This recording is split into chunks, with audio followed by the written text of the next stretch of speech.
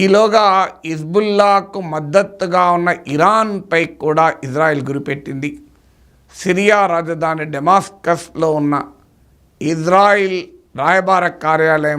Iran రాయబార కార్యాలయం పైన ఇజ్రాయెల్ దాడి చేసింది.